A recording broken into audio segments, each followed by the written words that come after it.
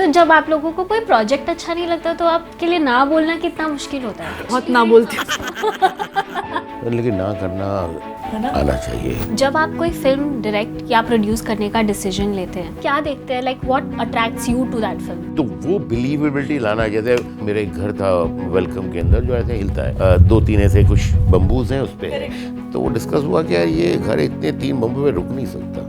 तो आपस में सब बातें हो रही थी, तो मुझे किसी ने बोला कि सर ये तो ठीक नहीं है। तो मैंने बोला फिर कितने बम्बू होने चाहिए आपके हिसाब से, कितने पे रुकेगा? बोले सर 10 लगा दो। तो मैंने बोला 10 में रुक जाएगा, क्योंकि बहुत हैवी अंदर 25 आदमी है। तो बोले सर 10 में भी रुकेगा नहीं। मैंने बोला फिर 3 रहने दो, उन्हें क्या प्रॉब्लम है? तो वो hello everyone, welcome to RVCJ movies. मेरा नाम है ख्याति और आज मेरे साथ है अनीस बज़मी सर और अमृता मैम। ये एक ऐसी फिल्म लेकर आ रहे हैं जो मराठी सिनेमा में डर का नया दौर लेकर आएगी। फिल्म का नाम है जारन। प्लीज़ अपने सिनेमा घर में जाइए और ज़रूर देखिए। आइए इनसे बातचीत करते हैं। Hello sir, hello ma'am, welcome to our show. तो जारन एक साइकोलॉजिकल हॉरर फिल्म है। वो मराठी सिनेमा के लिए काफ़ी यूनिक जॉनरा एक्सप्लोर किया है आप दोनों ने। स्टोरी पढ़ी, जब स्क्रिप्ट पढ़ी तो क्या रिएक्शन था? स्क्रिप्ट मैंने पहली बार ऋषिकेश गुप्ते जी से जब पढ़ी, जिन्होंने वो लिखी है और जो निर्देशक है हमारे, स्क्रिप्ट के लेवल पे इतनी ग्रिपिंग थी वो कहानी कि मैं एक क्षण के लिए भी मेरा नज़र इधर उधर हटी नहीं। मैं तो ऐसे देखती रह गई और मुझे लगा कि मुझे करना ही पड़ेगा, करना ही चाहिए, क्योंकि मेरा जो किरदार, राधा नाम का मेरा किरदार है, वो भी इतना अप्स एंड डाउन से भरा हुआ था और इतनी गुंजाइश थी उसमें करने के लिए कि मुझे लगा कि I have to do this. और मेरे ना काफ़ी डिसीजन इंस्टिंक्टिव ही रहते हैं। मतलब बहुत बार मेरा ऐसा हुआ कि पहले ही 4-5 मिनट में मेरा डिसीजन हो जाएगा, करनी है नहीं करनी है, नहीं करनी है तो नहीं करनी है। तो वो ये भी वैसी ही वाली फिल्म थी कि जैसे ही स्क्रिप्ट पढ़ना उन्होंने शुरू कर दिया, मुझे पता था कि I am going to do this film. तो वैसे ही मेरा एकदम से झपट पड़ी मैं उस स्क्रिप्ट के ऊपर, ऐसा हो गया। सर, मराठी सिनेमा आपका ये जारन पहली मूवी होगी, क्या आपको आइडिया आया ऐसा मराठी सिनेमा करने का? नहीं, मराठी फिल्म से मैं जुड़ना चाह रहा था, नॉट फ्रॉम नाउ, काफ़ी वक्त से। बिकॉज क्या है कि मैं हमेशा से महाराष्ट्र में रहा हूँ और इस जगह ने मुझे सब कुछ दिया है, बहुत कुछ दिया है बल्कि। तो मैं हमेशा सोचता था कि नहीं, अब मुझे कुछ करना है, एक सही मौका चाहिए। हालांकि मेरे काफ़ी दोस्त हैं Marathi actors, writer, directors, and always मुझे इन सब का काम बहुत अच्छा लगा। तो ये एक ऐसी चीज़ सामने आई कि मुझे लगा कि यस, मैं इस फिल्म के साथ जुड़ूंगा तो बहुत अच्छा रहेगा। आई वॉज वेरी लकी कि हाँ, मेरे को बहुत स्क्रिप्ट नहीं पढ़ने मिली। पढ़ने का मतलब मुझे, क्योंकि वो स्क्रिप्ट पढ़ना एक पूरा टीडियस जॉब है और एक नरेशन सुनना भी जो होता है ना, वो कभी कभी ऐसा लगता है कि वो सुन रहे हैं, क्योंकि मैंने खुद ने बहुत लोगों को बोर किया है फिल्म को नरेट करके, क्योंकि वो है एक टॉर्चर वाला काम होता है। लेकिन मैं बहुत लकी था कि मैंने फिल्म देखी, एंड जब मैंने देखी तो वो 2.5 घंटे के अंदर जो इतनी मेहनत है वो सब समझ में आ गई मेरे को। नहीं यार, ये बहुत ईमानदारी से, बहुत ही ऑनेस्टली बहुत अच्छी फिल्म बनाई है। वेयर ऋषिकेश जो गुप्ता हैं, he is a great novelist. बहुत अच्छी उन्होंने नावल लिखी है मराठी में, और उनका तो ये बिल्कुल फोटे है, ये जो हॉरर, जो भय रस है। तो ऐसा कुछ किया। और जब जारन का मैंने नाम देखा कि अच्छा जारन मतलब ब्लैक मैजिक, तो यार कुछ होगा। तो मैंने फिल्म देखी, एंड बल्कि इनफैक्ट ये पोस्टर पहले देखा था मैंने, और मुझे यही बहुत अच्छा लगा था कि यार 2 औरतें जो है वो इस पोस्टर पे हैं, and both are brilliant actors. Amrita ji का तो खैर सबने काम काफ़ी देखा होगा, मैंने इनका भी पहली बार काम देखा, अनीता जी का, और जिन्होंने दोनों ने जिस तरह का परफॉर्मेंस दिया है। सो मुझे लगा कि बहुत ही वेल मेड फिल्म है, जिसमें I think camera work is very good, sound effect बहुत अच्छे हैं, background music is extra ordinary, जो लोकेशंस इन लोगों ने ढूंढी है और जितनी माइन्यूटली काम किया है, और जिस ऑनेस्टी से इन दोनों परफॉर्मर ने, हमारे कदम साहब ने, काफ़ी और लोग हैं, तो मुझे लगा कि एक बहुत अच्छी फिल्म है और इसके साथ मुझे जुड़ना चाहिए। इसलिए कि मेरे नज़दीक जो है अभी ऐसा नहीं है कि भाई ये मराठी है, ये कन्नड़ है। मुझे लगता है कि वो जो रीजनल एक बात होती है, वो सिनेमा जिसे हम रीजनल सिनेमा कहते हैं, वो ख़त्म हो चुका है। इसलिए कि अब जो ऑडियंस है बहुत होशियार हो चुकी है और उसने इतना सब कुछ देख लिया है। मुझे लगता है ग्रेट कंटेंट जो है कहीं से भी आए, पब्लिक जो है उसे पसंद करेगी, और ये बहुत ज़बरदस्त कंटेंट है। आपने इतने सारे कैरेक्टर्स निभाए हैं पर्दे पर, आप इतनी एक्सपीरियंस्ड एक्टर हैं, ये फिल्म में आपको ऐसा नया क्या सीखने को मिला? अपने कैरेक्टर के बारे में कुछ बताइए, and also something which is like a spoiler free hint that you can probably kindly give us. Spoiler free hint थोड़ा सा चैलेंजिंग है इस फिल्म के लिए बिकॉज सस्पेंस है। जी। तो कैरेक्टर में चैलेंजिंग यही था कि सारी चीज़ें बता नहीं पाऊंगी पहले से, तो मतलब कुछ चीज़ें छिपा छिपा के आगे बढ़ना था। और ये मुझे ना अपनी निजी ज़िंदगी से, किसी की भी ज़िंदगी से नज़दीक लगता है। अभी आपका जो रियल दुख है ना वो आप कभी दिखाएंगे नहीं हमारे सामने, unless like I am your close friend. तो मैं क्या, अब आप मुझे क्या दिखाएंगे कि मेरी ज़िंदगी ठीक है, लेकिन जो कुछ आप छिपा रही है वो कहीं ना कहीं आपके पोस्चर में या किसी और चीज़ में दिखेगा, आपकी आंखों में एग्जैक्टली आंखों में दिखेगा आपकी। तो वो उसी से वो किरदार ना सच लगने लगता है कि क्या क्या। तो ये लड़की बहुत कुछ छिपा रही है, राधा जो है इतना कुछ छिपा रही है कि छिपाते छिपाते उसे खुद पता नहीं है कि वो खुद से क्या छिपा रही है, दूसरों से क्या छिपा रही है, क्या हो रहा है उसकी ज़िंदगी। तो वही एक जर्नी जो उसका था। तो मुझे कुछ साइकियाट्रिस्ट से भी मिलना पड़ा कि क्या मैनरिज्म्स होगी, वो छिपाना उसके शरीर में किस तरह से आ रहा है। शायद ये ऐसा कुछ कर रही है, या फिर ट्रेमर्स आ रहे हैं उसको, या फिर यहाँ का ट्विचिंग जो होता है ना, ट्विचिंग किस तरह से वो उसका जो मन है वो उसके शरीर में किस तरह से प्रतीत हो रहा है। So that was my challenging part, I would say कि ये लाउड भी नहीं होना चाहिए, इसको इमोशन से मुझे जोड़ना था, ऐसा नहीं कि सिर्फ करने के लिए कर रही है। तो ये सब था, और क्या दिखाना और क्या नहीं दिखाना है। तो आपने क्या आपकी कोई इंस्पिरेशन रही है इस लुक को पोर्ट्रे करने के लिए? कुछ आपने ऐसी रिसर्च की या ऑब्जर्वेशन रखी जो आपने अपने कैरेक्टर में इस चीज़ को रखा? मैं ना एक शादी में गई थी जहाँ पे एक औरत बैठी हुई थी, मेरे इस साइड मेरा ध्यान नहीं था, वहाँ पे भीड़ थी, और वो एकदम से ना बात करने लगी। तो मुझे लगा मुझसे बात करी, बोलने लगी वो नहीं वो समिंदर वहाँ से जाना था। मैं गई, पता नहीं, तो मैंने कहा जी आप कुछ मुझसे कह रही हैं, आप कुछ चाहती हैं, क्योंकि थोड़ी बुजुर्ग थी। हाँ। नहीं मैंने उसको बोल दिया, नहीं मैंने बोल दिया। तो 4-5 मिनट लग गए मुझे पता चलने में कि कुछ तो है गड़बड़। और वो इतना नॉर्मल डायलॉग नहीं था, नॉर्मल बोल रही थी कि मुझे लगा कि ये ना हमारे फिल्मों में भी इस तरह के किरदार एक तरह से निभाए जाते हैं जिसमें थोड़ा लाउड होता है। हाँ। लेकिन मैंने जो सच्चाई देखी, सचमुच एक औरत जो सफ़र हो रही थी उसको मैंने देखा, तो मैंने देखा कि यार ये ना ज़्यादा स्कैरी है। जो बोलते हैं ना कि ये ज़्यादा ये मतलब इफेक्ट कर रहा है मुझ पर। तो मैंने ऋषिकेश जी से पूछा कि क्या मैं इस तरह से पोर्ट्रे कर सकती हूँ, और उन्होंने कहा हाँ, मैं भी वो सच्चाई से जुड़ा हुआ ही चाहता हूँ, सिनेमैटिक नहीं, जितना वो रियल रहे। तो वो मुझे मज़ा आया करने के लिए कि वो रियल जितना मैं उसको रख सकती हूँ, क्योंकि वो चीज़ें फिर कई बार ज़्यादा इफ़ेक्टिव हो सकती हैं। लोकेशन और सिनेमेटोग्राफी का कितना बड़ा रोल रहा है इस मूवी में to bring that horror factor in? बहुत ज़बरदस्त, बिकॉज क्या है कि जो कैमरा वर्क है, जो लाइटिंग है, वो वैसे भी जो इन लोगों ने जो लोकेशन ढूंढी है वो काफ़ी खौफनाक सी जगह है थोड़ी सी, लेकिन वो बिकॉज ऑफ दैट लाइटिंग और जिस तरह कैमरा का काम हुआ है वो बहुत डर लगता है। और जिस तरह से इसका साउंड इफेक्ट भी हुआ है और स्पेशली बैकग्राउंड म्यूज़िक, तो वो बहुत इम्पैक्ट आता है कि अरे ये क्या है। कोई ऐसा सीन आपने शूट किया हो जहाँ पे आपको एक्चुअली ऐसा डर महसूस हुआ हो? मुझे लगातार डर ही लग रहा था क्योंकि जैसे सर ने कहा लोकेशन जिस तरह से बदल गई थी ना, हाँ। तो मैं तो डरी हुई होती थी, और ऐसा वो डर छिपाने के लिए ना मैं ऐसे अरे कोई किसी असिस्टेंट को भेजो यार यहाँ पे, क्योंकि कैमरा वैमरा तो दूर रहते थे, मैं अकेली खड़ी हूँ शॉट के लिए ना, रोल कैमरा रोलिंग अभी हो नहीं रहा है, लाइटिंग, तो मैं अरे किसी को भेजो। तो कोई आता था बेचारा, एक वो असिस्टेंट हमारा ना आके ऐसे हंसता था, तो बोलती थी हंस मत, दांत मत दिखा, सिर्फ खड़ा रहे यहाँ पे, हंस क्यों रहा है। तो हर चीज़ से मुझे डर लग रहा था। हमारी भागाबाई नाम के इसमें डॉल है, मतलब वो इसमें भी आपने देखी होगी ट्रेलर में, वो इतनी कमाल की बनाई थी हमारे आर्ट डायरेक्टर ने कि भागाबाई दिखते ही मुझे मैं डर लगता था। और एक सीन में भागाबाई को माइक लगा था क्योंकि हमारा माइक दिख रहा था, तो सारे रात की शूटिंग ना, मतलब तो सामने से किसी ने कहा अगर अभी भागाबाई इस माइक से बोली तो सारे हम डर गए। मतलब इस तरह से हम मजाक भी कर रहे थे, लेकिन उसमें एक डर भी छुपा हुआ था क्योंकि माहौल ही कुछ ऐसा बना हुआ था, है ना। और अनीता जी को मैं ये आपको वाकया बताना चाह रही हूँ कि उस दिन मेरी शूटिंग नहीं थी, लेकिन मैं हर सेट पे ना एक दिन पहले पहुँचती हूँ कि क्या है, कैसे चल रहा है काम ना, इस तरह से।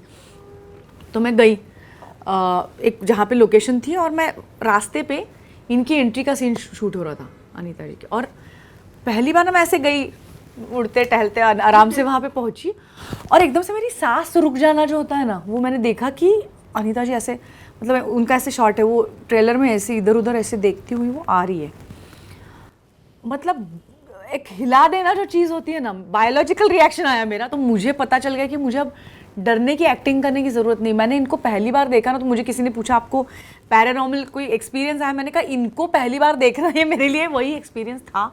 जिस तरह से इस औरत ने उस सारे इसको ये किया था, मतलब जिस तरह से वो आई ना चल के, it was stunning in every sense. मुझे लगता है ये फिल्म जो है ना लोगों को देखनी चाहिए because of this two performer. इतना नेचुरल काम किया। हमारे यहाँ अक्सर ये होता है कि वो जो जादू टोना करते हैं और भूत प्रेत ये वो इतने ज़्यादा लाउड हो जाते हैं ना कि ऐसा लगता है कि यार भूत को बाद में भगाना है, पहले इसको भगाओ। इतना ज़्यादा लाउड करते हैं इसलिए कि दे वांट टू शो कि मैं ये कर रहा हूँ। तो जब एक्टर ये कोशिश करता है कि मुझे ये दिखाना है, देन द प्रॉब्लम स्टार्ट्स। तो अब इस फिल्म की जो परफॉर्मेंस है, मुझे बहुत अच्छी बात क्या लगी कि ये जो अनीता जी है उन्होंने इतना नॉर्मल काम किया है कि ऐसा लगता ही नहीं, लेकिन जब उनको देखो तो अजीब डर लगता है। और जब अमृता जी का है वो इस लेवल का रियल है, जैसे इसमें वो आंखें कभी कभी ऐसा करती है। तो एक मरतबा जब किया तो मुझे लगा अच्छा क्या किया ना, सेकेंड टाइम पता लगता अच्छा ये होता है। एंड बहुत अच्छी बात है कि जब कोई चीज़ बहुत अच्छी होने लगती है ना तो आपको 4 लोग बोलते हैं कि यार ये बहुत अच्छा है, और उसकी वजह से ओवरडू हो जाता है। तो वो मुझे बहुत अच्छा लगा कि ओवरडू कोई भी चीज़ का नहीं, इनकी जो छोटी छोटी हरकतें हैं वो कितनी, बिल्कुल ऐसा लगता है तराजू लेके बैठे थे ये लोग कि भाई इतना ही करना है। तो मुझे लगता है कि पर्सनली इस फिल्म के अंदर इन दोनों की परफॉर्मेंस जो है काफ़ी दिन तक लोग याद रखेंगे। बहुत खूबसूरत काम किया है एंड लोगों को बहुत अच्छी लगेगी ये फिल्म एंड इनके परफॉर्मेंस। सर आपने भूल भुलैया में भी काम किया है और अब ये मराठी के साथ आप again you are coming with a horror movie. ऐसा क्या लगाव है आपको हॉरर मूवी से, या आपकी कोई ऐसी रिसर्च है जो आपको अट्रैक्ट करती है इस जॉनरा के towards, like what's the story? मुझे मैं बहुत ज़माना हो गया मतलब इस लाइन में 40-45-50 साल, आई डोंट रिमेंबर तो एग्जैक्टली, लेकिन काफ़ी वक्त हो गया मैंने कभी बनाई नहीं थी। ये तो पहली मरतबा 2 फिल्में बनाई, और वो भी ऐसा है दोस्तों ने बोल दिया आ गई फिल्म, उन्होंने बोला कि यार आपने हर जॉनर की फिल्म बनाई है। मैंने रोमांटिक बनाई है, सस्पेंस थ्रिलर बनाई है, कॉमेडी बनाई है, ड्रामा बनाया है, एक्शन सब बना दिया। तो बोले ये आपने कभी किया नहीं, तो मैंने बोला चलो यार देखते मज़ा आएगा। एंड मैंने तो जिस तरह के सारे हमारे यहाँ बच्चे जो है कहानियाँ सुनते रहते हैं अपनी दादियों और नानियों से, मैंने भी हज़ारों पता नहीं कितनी कहानियाँ सुनी रखी है। तो मुझे लग रहा था कि यार जो कहानी मेरी दादी जो सुनाती थी, बिल्कुल आउटडोर में अगर 6, 10, 15 बच्चे हैं ना तो मुझे उतना डर नहीं लगता था। हाँ। लेकिन जब उन्होंने मुझे अकेले सुनाया है तो मैं ये थॉट मेरे बड़ा इंटरेस्टिंग लगा मुझे, मैंने जब एनालाइज किया एंड मुझे लगा कि यार ये जो डर होता है ना ये बहुत जब ज़्यादा लोग हो जाए ना तो नहीं होता, नंबर 1। नंबर 2, अगर कोई नेगेटिव कैरेक्टर के साथ कुछ बुरा होने वाला है तो आपको ज़रा डर कम लगता है। ठीक है, आपका दिल भी अंदर से चाहता है कि नहीं ये तो डिज़र्व करता है, मरना मर जाए। जब बहुत पॉजिटिव आदमी होता है और वो पॉजिटिव अगर औरत है, अगर बच्चा है, तो आपको बहुत उसकी वो हो जाती है सिंपैथी कि अरे यार इसको कुछ नहीं हो, क्यों जा रहे हैं, क्यों नीचे जा रहा है, ऐसा होने लगता है। तो डर का भी अलग अलग वो मापदंड है। तो मुझे ये समझने का बहुत मौका मिला इस फिल्म के अंदर, और मैं डर चाहता था अपना, मैं बात कर रहा हूँ भूल भुलैया की, तो मैं डर चाह रहा था कि यार इतना हो कि बच्चे लोगों को डर भी लगे लेकिन बच्चे लोग देखें भी, इसलिए कि मेरे लिए बच्चे बहुत इंपॉर्टेंट है और ऑडियंस मेरी वो देखें, मज़ा करे।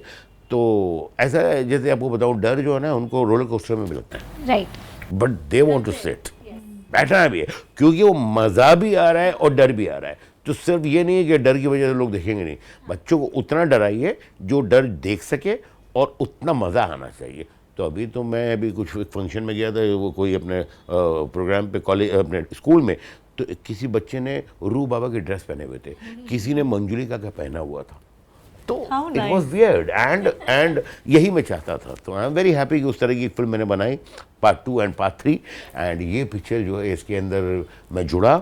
और ये पिक्चर में भी बड़ी खासियत मुझे नज़र आती है क्योंकि ये जारन मतलब जो ब्लैक मैजिक है, ये ब्लैक मैजिक के ऊपर एक सवाल भी उठाती है। ये जो बरसों से हमारे समाज में जो चल रहा है हमेशा एक अंधविश्वास कह लीजिए आप, बट इस पर भी एक सवाल उठाती है ये कि भाई इसे कितना मानना चाहिए, कितना नहीं मानना चाहिए, कितना दिमाग के अंदर होता है, क्या होता है। तो ऐसी फिल्म है। इसमें 2 बच्चियां भी हैं, एक तो मेरे बचपन की है ना, बचपन की जिसने काम किया है जी। क्योंकि मेरे तो मैनरिज्म्स तो मैंने उसने भी वो मैनरिज्म जो, क्योंकि मेरा ही बचपन दिखाना था ना सर, तो जिस तरह से उस लड़की ने, और उसको भी मेरे जैसा ऐसा स्पॉट यहाँ पे लगा लिया था, और उसने जो एक्सप्रेशन, मैं तो उसको देख के मैं दंग रह गई कि बचपन की राधा जो बनी है, उस बच्ची के लिए वो इमेजिन करना कितना मुश्किल होगा ना, जो मैं इमेजिन करना चाह रही थी। और मेरी जो बच्ची बनी है वो भी, उसने भी इतना इतना अच्छा, उसका भी एक अलग, मैं बता नहीं सकती उसके रोल के बारे में। अलग इनोसेंस होता है, बहुत ज्यादा कैलकुलेशन नहीं होती, तो वो बहुत खतरनाक एक्टर्स होते हैं, है ना बच्चे एंड समटाइम एनिमल्स, तो इनकी बहुत प्लानिंग नहीं होती है, बहुत तो कई लोग जो है बहुत प्लानिंग के साथ काम करते हैं, कई लोग बिना प्लानिंग काम करते हैं, दोनों और मुझे लगता है अपनी अपनी जगह सही है, जिनको जो अच्छा लगे। बट बच्चे लोग जो है उनसे तो उनके साथ काम करना मुझे तो बहुत अच्छा लगता है। हाँ, मुझे भी। लेकिन अगर मैं एक्टर हूँ तो मुझे शायद मेरे को एक्टर जो है, जो एडल्ट होंगे, उनसे डर उतना नहीं लगेगा जितना उस बच्चे से, इसलिए कि बच्चा कब क्या एक्सप्रेशन दे देगा, क्या कर देगा, वो कितना क्यूट लग जाएगा, कितना क्या लग जाएगा, तो वो है खतरनाक काम। अगर आपका को स्टार बच्चा है तो ज़रा उसको समझ के करना चाहिए, उसको बच्चे को बच्चा मत समझो। एकदम एकदम एकदम एकदम, मतलब वो बहुत पहुंची हुई चीज़ है सच में, in good sense I am saying. अब बचपन की बात कर रहे हैं तो मुझे ऐसे याद आता है, अब तो मैं नहीं देखती हॉरर मूवीज क्योंकि मुझे बहुत डर लगता है, जेन्युइनली बहुत डर लगता है। बचपन में पता नहीं क्यों नहीं लगता था, पर तब भी ना ऐसा एक कोई कैरेक्टर होता था हर मूवी में जो हमें पता होता था कि अब ये मर जाएगा, ये मरने जा रहा है, और अंदर से ऐसे आवाज आती थी कि क्यों जा रहा है वहां पे, क्यों चेक करने जा रहे हैं। तो ऐसा कोई कैरेक्टर इस मूवी में भी है? हाँ, ऑफ कोर्स है, हाँ हाँ हाँ हाँ। और ऐसे ही लगता है उसको देखकर, यार क्या जरूरत है तुझे, नहीं तू जा वहाँ पे, हमको दे टेंशन, जा तू उधर। वो तो वही तो नींव है ऐसे फिल्मों की, मुझे ऐसे लगता है। लेकिन मुझे एक ये भी बात कहनी है कि जिनको, अब मुझे भी बहुत डर लगता था, मैं हॉरर फिल्में नहीं देखती थी, हाँ। पर ये करने के बाद मुझे लगा कि कुछ हॉरर फिल्में उससे परे हैं, जो अच्छी फिल्में जो बनाई जाती है हॉरर, जैसे मैंने दी अदर्स देखी थी निकोल किडमैन की, इसके ही प्रिपरेशन के लिए, तो वो फिल्में ना उससे परे जाती है, डर से परे हैं, और वो कुछ ऐसा आपको दे जाती है कि आप थिएटर से बाहर आओगे तो आपको कुछ लेकर जाने देंगे, सिर्फ आप डरेंगे नहीं, उसके परे भी जाएगी, वैसी वाली मुझे जारन लगती है। उस स्क्रिप्ट में वो गुंजाइश है, इसलिए जो डरते होंगे ना उनको भी आना चाहिए, ऐसा मुझे लगता है। नहीं, बट डर भी एक अलग इमोशन है और हाँ। अलग मजा है उसका, डर का भी एक अपनी एक्साइटमेंट है। हाँ। तो डर जो है, अभी जैसे फिल्में होती हैं तो वो डरने के लिए लोग जाते हैं, एक साथ कुछ लोग बोलते हैं कि अरे रोना किसको अच्छा लगता है, लेकिन आप देखिए कुछ इमोशनल फिल्में कितनी बड़ी उठ हुई है, लोग रोना भी पसंद करते हैं, क्योंकि वो सिर्फ बिना मतलब के जो अंदर उतना खुश नहीं है, लेकिन मुस्कुरा के थक चुके हैं, वो रोना भी चाहते हैं कि वो ज़िंदगी लगती है। लोग हंसना भी चाहते हैं, इसीलिए लोग जो है कॉमेडी फिल्म में बार बार देखती है, उसकी शेल्फ लाइफ बहुत होती है कॉमेडी फिल्म की, क्योंकि एक यही एक इमोशन है जो लोग बार बार एक्सपीरियंस करना चाहते हैं। इसलिए कि आदमी जब अब नॉर्मल भी अगर दो दुनिया में आए तो क्या आदमी चाहता है, यार मैं खुश रहूँ। अब वो खुश रहने के लिए उसको बड़ी गाड़ी साधन हो सकती है, एक बड़ा घर हो सकता है, दोस्त वो जो भी है, हाँ, but basically everybody wants to be happy. और जब आदमी खुश होता है तो क्या करता है, हंसता है। तो हंसना बहुत चाहिए। तो उसी तरह अलग अलग इमोशंस है ये, हंसना, रोना, ये इमोशन भी कई लोग हैं, आपको मैं बताऊं, जिस तरह आपको लगता है पिक्चर, कई ऐसे हैं जिनका फेवरेट जॉनर जो है हाँ? वो है हॉरर। अरे हॉरर है ये नहीं मिस करेंगे। But this is not only a horror film, it is a very psychological thriller, I will say. Okay. So डर भी लगता है इसमें, लेकिन बहुत साइकोलॉजिकल थ्रिलर है। एंड जिन लोगों को कंटेंट अच्छा लगने की, वो जो लगता है कि अच्छी फिल्में होनी चाहिए, वैसी कुछ बात है इस फिल्म के अंदर। इसमें एक फिल्म की अपनी एक ताकत है ये। अब आपने मराठी फिल्म प्रोड्यूस कर दी है, डायरेक्ट करने का क्या सोचा है, कभी करेंगे? मुझे तो सारी लैंग्वेजेस जिसमें भी मेरे को काम ऐसे करवाते रहो, मेरे से फिल्म बनाते रहो, अच्छी फिल्में दे दो मुझे। क्योंकि क्या है, मैं आपको बताऊं कि कई मेरे दोस्त हैं डायरेक्टर्स, वो बोलते हैं कि अनीस तुम्हें एक कोई ऐसी चीज़ क्या चाहिए जो तुमको लगता है तुम मिस करते हो बहुत। तो मैं बोलता हूँ यार, मैं अनीस बज़्मी राइटर को बहुत मिस करता हूँ। मैंने कितने डायरेक्टर के साथ कितनी फिल्में लिखी हैं, because that time I was only and only a director. I used to sit in a very small, छोटे से कमरे में बैठ के मैं सुबह से रात तक लिखता था। एंड मैंने कितनी फिल्में लिखी हैं, I think more than 55-65 films I have written for all my friends and my directors, and they told कि यार तुम क्यों बन रहे हो डायरेक्टर? तो मैंने बोला भाई मैं इसलिए नहीं बन रहा हूँ कि आप लोगों के काम से मैं सेटिस्फाई नहीं हूँ, आप लोगों ने बहुत अच्छा काम किया है, लेकिन मुझे लगता है मैं भी कुछ कर सकता हूँ, तो लेट मी ट्राई। तो मैंने इस तरह शुरू किया। तो मैं आज अगर किसी चीज़ को मिस करता हूँ वो है द राइटर अनीस बज़्मी। तो कुछ फिल्में अभी जैसे नो एंट्री है मैं लिख रहा हूँ, कई फिल्में मैं लिख भी रहा हूँ, लेकिन जब भी मुझे कोई बहुत अच्छा राइटर को अच्छी चीज़ सुनाता है तो I become very excited, and मुझे लगता है कि यार ये, क्योंकि क्या है, बहुत आइसोलेशन का काम है ये, राइट। एंड बहुत अकेलेपन का काम है, and specially if you are writing a horror film, तो आपको जो पेपर है वो ब्लैंक पेपर, वो या तो आपको मंजुली का दिखाई देगा या जारन की या कैरेक्टर दिखाई देगी, इतना ख़तरनाक इतना डरावना हो जाता है वो पेपर। एंड अकेले बैठ के काम कर, direction is like you know you are in the मेले में हैं आप 200 लोगों के साथ हैं, आप हंस रहे हैं, गा रहे हैं, चाय पी रहे हैं, खुश है सब। तो नेचुरली जब जैसे जैसे एज मेरी बढ़ती जाएगी I prefer to only direct, but I think it will be very difficult for me, मुझे लिखना तो पड़ेगा ही पड़ेगा। तो आपको लिखना पसंद है? मेरी ज़िंदगी लिखना है, इसलिए कि मुझे मतलब अगर मेरी पहचान कुछ हुई है तो बिकॉज ऑफ माई कलम। लेकिन आपको पता है ना कि पसंद बहुत है बट बहुत मुश्किल काम है। आज भी मुझे लगता है कि फिल्म मेकिंग में जो सबसे मुश्किल काम है दैट इज़ राइटिंग, बिकॉज क्या एवरीबडी नोज एवरीथिंग और समथिंग, हर कैरेक्टर को मालूम है, अच्छा मेरा नाम ये है, मेरी माँ है, ये मेरा बाप है, ये है, ये है, मुझे ऐसा करना है, ऐसा करना है। डायरेक्टर को भी मालूम है, कैमरामैन को भी पता है कि क्या एटमॉस्फेयर करना है, आपके लिरिक राइटर को भी मालूम है कि अच्छा इस कहानी में ये बोलना है। Everybody knows everything except the writer. जब वो बैठा होता है उसे कुछ नहीं मालूम होता है। तो एक वो tunnel, you have to enter a tunnel which is very dark, and आपको मालूम ही नहीं कि अंदर क्या क्या है क्या क्या नहीं है। और नंबर 2, आप अंदर जाते रहेंगे, उसके उस सिरे पे कुछ उजाला मिलना है, वो नहीं मिलना है, बाहर निकलेंगे नहीं निकलेंगे वो भी नहीं पता। तो ऐसे सफ़र में एंटर होना उस टनल में, ऐसा है एक फिल्म लिखना मेरे नज़दीक। तो सर जब आप कोई कहानी सुनते हैं तो आपको क्या प्रॉम्प्ट करता है कि नहीं इसको तो मैं या तो डायरेक्ट करूँगा या प्रोड्यूस करूँगा, ये डिसीजन आप कैसे लेते हैं? मुझे तो हर वो अच्छी फिल्म जो उसमें लगता है कि मैं सबसे पहले मुझे लगता है मैं डायरेक्ट कर लूँ। हाँ।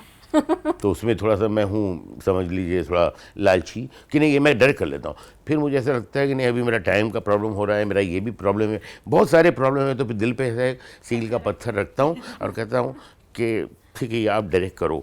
और फिर थोड़ा बड़ा दिल दिखाता हूँ कि नहीं यार ये अच्छी कहानी है, मैंने सोचा कि आपको डायरेक्ट करना चाहिए, लेकिन वो मैं कर नहीं पाया हूँ, इसलिए मैं दे रहा हूँ मैं। Ma'am, regional cinema has become so fresh nowadays, the kind of content that we see. इस स्पेस में आपको क्या लगता है कि कितना स्कोप है आगे जाके, और आप कितना और एक्सप्लोर करना चाहेंगे मराठी सिनेमा? यार मुझे लगता है अब रीजनल ऐसा कुछ चीज़ रही नहीं है। That's true. है ना, मतलब जैसे मैंने किला नाम की फिल्म की थी, वो बर्लिन जाके क्रिस्टल बेयर जीत गई, जो मराठी फिल्म थी, तो वो मराठी रही नहीं ना, या इट रिप्रेजेंटेड इंडिया। हाँ मतलब इंडिया को रिप्रेजेंट किया, वहाँ पे बर्लिन में जीत गई वो फिल्म ना। तो यही वही बात है कि भाषा फिल्म की एक अच्छी फिल्म है या फिर एक अच्छी लिखी हुई स्क्रिप्ट है, बुरी लिखी हुई स्क्रिप्ट है। मराठी हिंदी ये सब मायने ये अब नहीं रहे हैं, ऐसा मुझे लगता है। तो मेरे लिए ये भी फिल्म रीजनल है ही नहीं, जैसे सर भी बार बार कह रहे हैं कि ये क्यों सबटाइटल्स के साथ हो रही है, क्योंकि मुझे लगता है कि ये जो सब्जेक्ट है वो आजकल सिर्फ गांव में भी नहीं, शहर में भी इतना कॉमन हो चुका है। Absolutely. और बार बार वो हमें दिख रहा है आसपास की दो चीज़ें हो रही है कि एक तो जैसे सर बोल रहे हैं कि दूसरों का अच्छी नज़र से देखना, ये भी कभी कभी चैलेंजिंग होता है कुछ लोगों के लिए, जेलसी से ये ब्लैक मैजिक की चीज़ बहुत होती रहती है।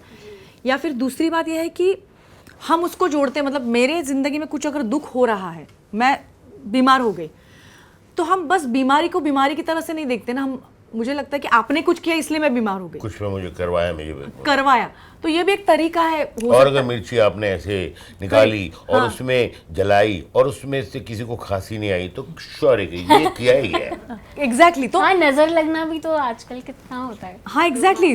तो ये जो सब्जेक्ट है ये यूनिवर्सल है, ये रीजनल का रहा ही नहीं। तो मुझे लगता है कि ये बाउंड्रीज अब मिक्स हो चुकी है, मिंगल हो चुकी है।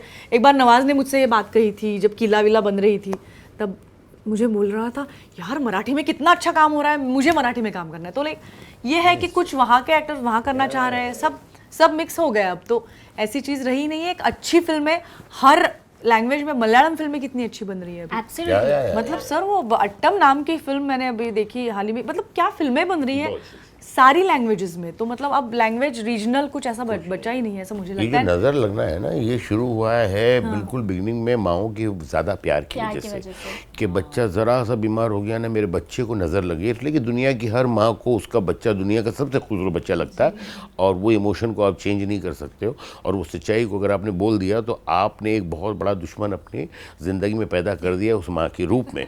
तो माँ के सामने कभी नहीं बोलने का कि बच्चा अच्छा नहीं है। तो वो नज़र लग गई है ना, बल्कि हम लोग भी बोलते हैं कि थोड़ी तबियत लगता है नज़र वो लग गई होगी बच्चे को, तो बोलते हाँ बिल्कुल मुझे भी ये लगता है, और फिर वो उतारा जाता है। तो ये हमारे बहुत बचपन से ये चीज़ें हमारे साथ आई हैं, इसलिए हम लोग बोलते हैं कि भाई नज़र लग गई है। अब नज़र यार अपने पास है, अपनी आंखों के अंदर है, नज़र कैसे लग सकती है, मतलब कैसे निकालेंगे, कैसे लग, ऐसा नहीं होता है। बट हाँ ठीक है, तो वो होता है नज़र लगना, एंड मानने पर है। आपने जो बात कही थी ना सर अभी पहले, कुछ देर पहले आपने कहा था कि जैसे ये लोग करते हैं ब्लैक मैजिक, उनका अंत बहुत अजब सा हो जाता है। मैंने सुना है ऐसा, क्योंकि मैंने तो कभी देखा नहीं, लेकिन ऐसा सुना है मैंने कि जो लोग ब्लैक मैजिक करते हैं उनका अंत बहुत ख़राब होता है, और ख़राब होना चाहिए। मुझे लगता है कि उसके लिए यही बहुत रीज़न है बहुत बड़ा, कि अगर एज ए ह्यूमन बीइंग, इंसान होने के बावजूद अगर आप किसी इंसान के बारे में इतना बुरा सोच सकते हो कि इसका ये हो जाए वो हो जाए, तो ऐसे इंसान को, तो मैंने इसे सुना था बहुत पहले से कि जो लोग ब्लैक मैजिक करते हैं उनका दी एंड बहुत ख़राब होता है। हाँ, चाहे सुपरस्टिशन की वजह से भले ना होता हो, बट मेंटली और सच Exactly. A dark place. I was about to say that to do that. और हम ये भी बोलते हैं ना कि what you give out comes back to you। That's true. कर्म जो हाँ, होते तो हैं, जो आप दे रहे हैं कर्म वो घूम उल्टा कर वापस आएगा। हाँ, तो मतलब जो आप देंगे आप अच्छा ही देंगे, अच्छा ही आनी ही है। तो वैसे ही आप, you are right, what you said is correct, कि if you are living in that space, Yeah, this is such a dark place to be. और मन और शरीर इतने एक साथ है ना जुड़े हुए कि फिर जैसे सर कह रहे हैं वो तो एक दूसरे के साथ ही जाते हैं। But then it's given only ना, फिर ऐसे इंसान का अंत तो खराब ही होगा, वो अपने आप को उठा ही नहीं सकता उस जगह से। Exactly exactly. आपसे मुझे एक ये क्वेश्चन करना था कि आप इतनी एक्सपीरियंस्ड एक्टर है, आपको यंग एक्टर्स के साथ भी काम करने का मौका मिला, एक्सपीरियंस लोगों के साथ भी काम करने का मौका मिला, इस फिल्म में आपने कितना कुछ सीखा और कितना कुछ सिखाया है? मैं सिखाने तो चाहती नहीं हूँ, पता नहीं, ये तो दूसरों से पूछना होगा कि क्या मैंने किया उस बारे आपसे सीख में। लिया। लेकिन मैंने इस फिल्म में एक बहुत बड़ी बात सीखी, वो ये है जो ऋषिकेश जी ने मुझे बताई थी कि कई बार जब इस तरह के किरदार हम करते हैं तो ब्लेंडिंग्स हो जाते हैं, और फिर पता नहीं अजब से कुछ, मतलब एक दिन मैं आई और थोड़ी चिड़चिड़ी हो गई थी सेट पे।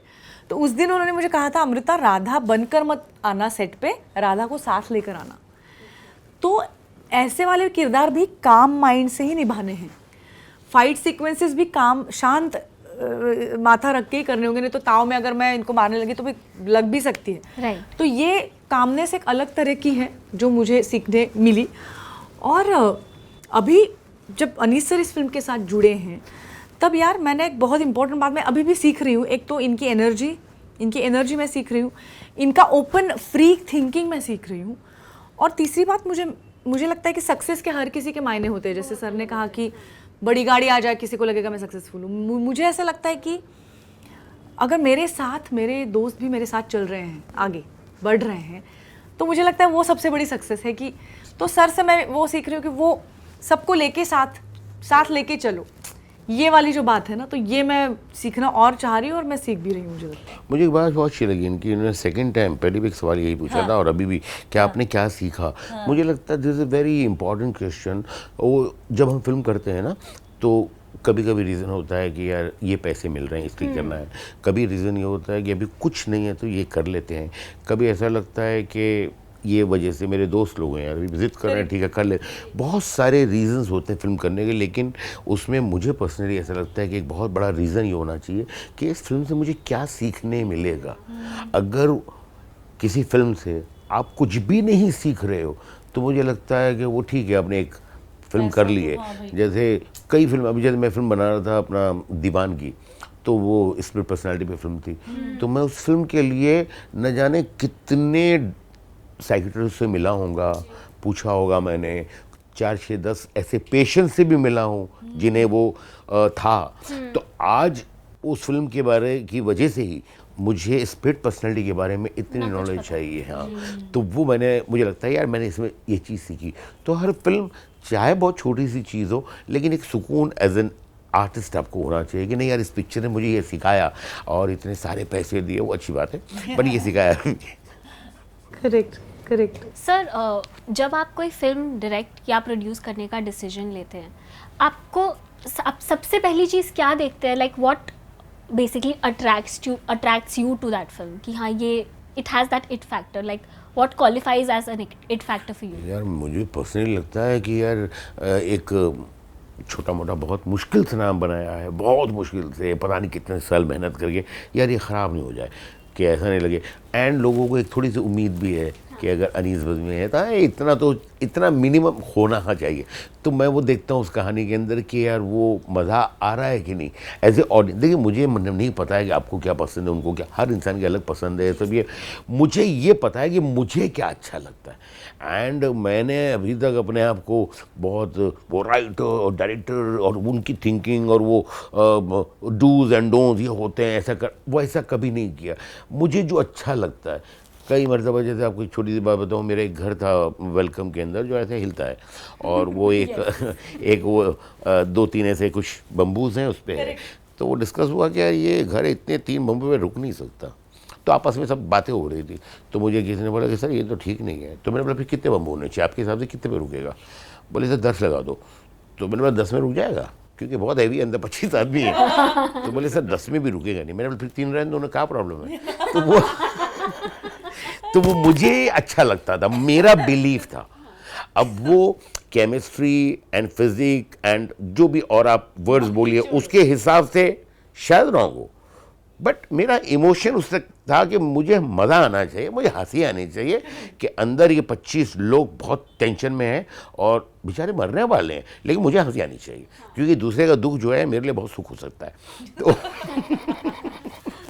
तो मैं बोला ये 3 ही बम्बू ठीक है। तो काफ़ी मेरे लोग जब डिस्कशन हुई थी ना, इधर ये रॉन्ग लग रहा है, ये अच्छा लग रहा है, ये बुरा लग रहा है, मैंने बोला मुझे करेक्ट लग रहा है और ये करेक्ट है। नहीं सर, उसकी वजह से वो भी हो पाया ना कि यहाँ जा रहे हैं तो सारा ऐसे जा रहा है, वो नहीं, वो सब जो है वो चाहिए, ऐसा चाहिए, ऐसा चाहिए। और उसके लिए जो हमने जो मेहनत की उसके लिए मैंने जो सेट लगाया था, इधर 3 सेट लगाए थे इसके।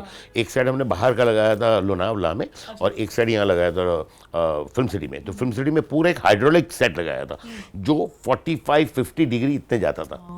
अब चक्कर क्या था, पहले मैं कुछ कैमरे से करना चाह रहा था, लेकिन वो प्रॉपर्टी जो है गिर नहीं रही थी। तो फिर हमने वो तंगूस बांधे कि ऐसे खींचेंगे तो गिर जाती थी, लेकिन वो एक्टर का टाइमिंग गलत हो जाता था। तो फिर वो सेट लगाया हमने। तो it was very expensive set कि भाई पूरा ऐसा 45 डिग्री ऐसे जाएगा तो गिरते थे। परेश भाई मुझे रोज़ सुबह के बोलते थे, यार अनिस भाई मैं तो घर में सो रहा हूँ ना, तो मेरा पूरा घर ऐसा ऐसा हो रहा है। तो मैं ठीक है। उसके बाद फिर हमने यही सेम सेट लगाया वहाँ पर क्या कहते हैं अपना लोनावाला में। और वो तो एक शॉट था जिसके अंदर दिखाना था कि भाई वो लटका हुआ है, तो उसके लिए क्रेन मंगाई। तो जैसे हमारे प्रोडक्शन के भी लोग होते हैं, तो उन्होंने बोला कि थोड़ा सस्ती क्रेन मंगा देते हैं। तो क्रेन आई, तो मैंने बोला भाई ये क्रेन नहीं उठा पाएगी। नहीं तो हम लोगों ने मालूम कर लिया ना सर क्या मतलब। तो अभी वो प्रोडक्शन वाले उन्होंने बुला लिया, तो बोल दिया था मैं ठीक है लगाओ भाई। मैंने देखा मेरे घर को संभाल लेना, ऐसा लग रहा था मेरा घर। हाँ, क्योंकि अगर कुछ हो गया इसको पहाड़ है नीचे, तो उन्होंने उठाया। अब वो उठाया, उसका वेट ज़्यादा, तो ये जो अपने क्रेन थी वैसे उल्टी हो गई, और वो जाके बिल्कुल एज पे रुकी एकदम। अब वो घर रुक गया। तो किसी तरह सबने जाले वाले डाल के, और फिर बड़ी महंगी वाली क्रेन आई जिसने आराम से उठाया। तो फिर मैंने जो हमारे प्रोडक्शन वाले इनसे बोला कि हाँ भाई बताओ क्या अभी। बोले सर वो गलत हो गया उसमें। मैंने बोला नहीं यार, हम भी पैसा बचाना चाहते हैं, हम भी वेस्ट नहीं करना चाहते, बट जहाँ ज़रूरी है वो कर लिया करो यार। अभी पूरा घर अगर नीचे जाता, अच्छा मुझे घर नीचे डालना भी था, लेकिन बाद में जिसमें 5 कैमरे चाहिए थे उसमें कैमरा ही चालू नहीं था और घर चला जाता अगर। तो ये फिर पूरा सेट बनाना पड़ता। मतलब वो कितने तो पैसे, समटाइम ऐसा होता है कि मतलब ये एक हॉरर फिल्म। हाँ, तो क्या कॉमेडी वो है। अच्छा, लेकिन अभी मुझे मालूम था कि कोई मैं नहीं जानना चाह रहा हूँ कि ये 3 लकड़ी पे है, 2 लकड़ी पे है, 10 पे है। मैं देखना चाह रहा हूँ अंदर कॉमेडी क्या हो रही है। लोग मरने वाले हैं, लेकिन मैं जानता भी हूँ कि मरेंगे नहीं। जैसे टॉम एंड जेरी की फिल्में होती है ना, उसमें मालूम है कि मरने ये बहुत, हाँ, तो वो बिलीवेबिलिटी लाना। जैसे नो एंट्री के अंदर 3 लोग लटके हुए हैं, तो अभी सबको पता है। देखो कि यार सलमान खान, फरदीन, अनिल कपूर, इनकी 3 बेचारी बीवियां बाहर है, मरने वाले तो नहीं है ये, तो ये विश्वास आ गया, लेकिन मरना है, अब वो मर रहे हैं और फिर आपको हंसी आनी चाहिए, तो वो करने के लिए बहुत साइंस फिक्शन वो नहीं, आपका एक मन होता है, तो मुझे वही कि जब ऐसा लगता है कि नहीं यार ये पिक्चर बहुत अच्छी है, चलो यार ये मैं बनाता हूँ, ये बनानी चाहिए मुझे, तो मैं बनाता हूँ। मुझे अगर अच्छा नहीं लगता है तो फिर वो मुझे फिर राइटर कितना भी कन्विंस करे, और लोग ऐसा ऐसा मैं सुनता हूँ, फिर अपने आप को कन्विंस करता हूँ, फिर मुझे लगता है रात को नहीं यार नहीं, मेरे को छू ही नहीं दिल को, मेरे दिल को छूनी चाहिए पिक्चर। मैं जब सुन रहा हूँ तो मुझे एक लगना चाहिए कि हाँ कुछ इंटरेस्टिंग बात सुन रहा हूँ, मैं अंदर ही खो गया हूँ, मैं नहीं खो रहा हूँ, मैं नहीं हो रहा हूँ, तो अगर मुझे अच्छा नहीं लग रहा है, ऑडियंस को कैसा अच्छा लगेगा जो चीज़ मुझे अच्छी खुद को नहीं लग रही है। तो जब आप लोगों को कोई प्रोजेक्ट अच्छा नहीं लगता तो आपके लिए ना बोलना कितना मुश्किल होता है? यार मैं बहुत ना बोलती हूँ बहुत ना बोलती हूँ। मेरे हस्बैंड कभी बोलते हैं अरे 8 फिल्म में ना बोले, 9 को तो हाँ बोल दे तो नहीं, लेकिन मेरा मैं बहुत अच्छे से मैं खुद बात करती हूँ। मुझे ऐसा लगता है कि मैनेजर्स को नहीं बोलना चाहिए ये सब बात, और समझ जाते हैं यार लोग, ऐसा कुछ नहीं है। मतलब मैं अच्छे से बात करती हूँ कि सर मुझे ऐसा ऐसा लग रहा है, आई एम सो सॉरी, मतलब।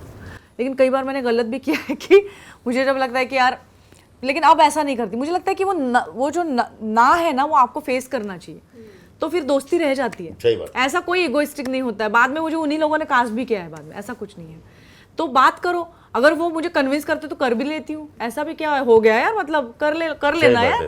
कभी कभी दूसरे के कन्विक्शन के हिसाब से सामने वाले की यार ये कन्विक्शन है उसका। मेरे साथ ये प्रॉब्लम बहुत होता है, मैं इन्फ्लुएंस बहुत हो जाती हूँ, इसलिए मैं ना बोलने में बहुत हिचकिचाती हूँ, क्योंकि मुझे पता है मैं ना बोलूँगी फिर सामने वाला 2 लाइनें बोल देगा, मैं कन्विंस हो जाऊँगी फिर। लेकिन मेरा एक है, जैसे सर ने बोला ना, एक दिल से एक बात मेरी निकलती है और फिर मैं उसके बाजू में खड़ी रहती हूँ। जैसे कोई मुझे फिर बोल दे कि आप कर दो, जैसे सर ने बोला ना, मैं भी एक पहली ऑडियंस रहती हूँ, मेरे फिल्मों की पहली ऑडियंस मैं हूँ, और अगर मुझे वो नहीं छुआ है तो आप मुझे कितना भी बोल दो कि अच्छा है, तो हाँ मेरा वो है। लेकिन अगर मैं हो गई कन्विंस ना, तो इस फिल्म के लिए मैंने 48 घंटे लगातार शूट किया, क्योंकि लोकेशन की प्रॉब्लम है, फिर मैं थकती भी नहीं हूँ। अगर मैं कन्विंस यहाँ से हो गई हूँ, फिर तो मेरा बॉडी भी ऐसा मुझे टचवुड कोऑपरेट करता है कि फिर मैं चली जाऊँगी, आप कुछ भी करवा लो मुझसे, मैं आप पे ऐसा विश्वास करूँगी डायरेक्टर पे कि मुझे बोलेगा कूदो कूदो, कूद जाऊंगी। मुझे पता है कि ये स्टोरी मुझे संभालने वाली है, ये वाली बात। लेकिन ना करना आना चाहिए, इसलिए कि मुझे लगता है कि ज़िंदगी की जो सबसे अच्छी चीज़ है, चाहे उसके तरीके कुछ भी आप अपनाएं जिसमें कम से कम लोग हर्ट हो। जैसे अभी मुझे कोई ना बोलता, मुझे बुरा नहीं लगता, कभी नहीं लगता, क्योंकि मुझे लगता है ठीक है उसकी थिंकिंग नहीं। वो अलग बात है कि मैं पूरा कन्विंस करने की कोशिश करता हूँ, और समटाइम नहीं, मोस्टली मैं कर लेता हूँ हाँ, लेकिन मुझे नहीं बुरा लगता। और ऐसा भी नहीं कि जो फिल्में मैंने बनाई वो मेरी हमेशा से फर्स्ट चॉइसेस के ही लोग रहे हैं, समटाइम सेकंड चॉइसेस के रहे हैं, समटाइम थर्ड चॉइस के भी मिले हैं हमको। बट यार पिक्चर लगने के बाद लोगों ने ये कहा है कि भाई इससे अच्छा तो कोई भी नहीं कर सकता था। That was the very satisfying ये। एंड मैंने बहुत ना किया, मैंने मुझे नहीं करना है, लेकिन मैं हाँ आपके घर आऊँगा, आपके ऑफिस जाऊँगा, मैं कभी फ़ोन पर और यहाँ बैठ के नहीं, भले वैसे मैं लोगों के ऑफिस ना जाऊँ, वैसे जाकर समझा कर प्यार से मोहब्बत से, लेकिन पूरा तो मैं मुझे लगता है ना इज़ वेरी इंपॉर्टेंट। अगर आपको ग्रो होना है ज़िंदगी में तो आपको ना बोलने का शक्ति होना ही चाहिए। हाँ, ये धमाका आपके दिल को नहीं अच्छा लगा, आप बोलिए हाँ नहीं भाई। एग्जैक्टली। तो धमाका से पहले राम सर ने कुछ और एक रोल मुझे पूछा था, राम माधवानी सर ने, तो मेरे मैनेजर बोलने लगे कि मैंने आप नहीं करोगी, मैं खुद फ़ोन, तो उन्होंने नहीं, उनके जो कास्टिंग अभिमन्यु रे सर, तो मैंने अभिमन्यु को खुद फ़ोन किया, तो अभिमन्यु ने कहा अमृता आपने फ़ोन किया मुझे, मतलब नहीं तो ये तो मैनेजर कर लेते। तो उन्होंने वो बात याद रखी और धमाका के लिए मुझे ऑडिशन किया, नहीं तो तब तक मुझे अलग तरह के रोल मिल रहे थे। धमाका पूरा क्योंकि अभिमन्यु ने मुझे याद रखा कि इसने खुद मुझे ना करा, खुद फ़ोन उठा। बट एक अच्छी बात क्या होनी चाहिए पता, कि अगर आपने किसी को ना कहा है तो आपको बाहर कहीं बोलना नहीं चाहिए कि मैंने ना किया, मैं बहुत बड़ा हूँ जी, मैंने इसे ना किया, उसे ना किया, उसे। वो बहुत छोटे लोग होते हैं मेरी नज़र में जो लोग ऐसा कहते हैं कि अरे ये फिल्म मैंने ना कर दिया। गुड फेथ वाली बात नहीं, अच्छी बात नहीं है। पछतावे में, अगर आप पछतावे में कर रहे तो करे यार देखो मैंने उसमें ना बोल दिया था और ऐसा हो गया, वो अच्छी बात है। वो अच्छी बात है। Then you're acknowledging all the people and their hard work। नहीं, और फिर जिसने किया है उसको भी बुरा लगेगा कि भाई इसने ना किया था, शायद वो बात बोली ना हो डायरेक्टर ने, उसको तो आप ही बोल रहे हो कि मैंने किया था। Too many angles, I know. ना बोलने के ऊपर एक अलग इंटरव्यू हो सकता है। सही में। मुझे तो अलग से ट्रेनिंग लेनी पड़ेगी ना बोलने की। सर ये हमारी तरफ से छोटा सा रॉबर्ट की तरफ से गिफ्ट है, बहुत बहुत शुक्रिया, थैंक और यू। मैम ये आपके लिए। Thank you so much, that's so sweet. Next interview कभी होगा, कभी मिलेगा हमको दोबारा ये? जब आप बुलाओ हम आ जाएंगे। Thank you so much.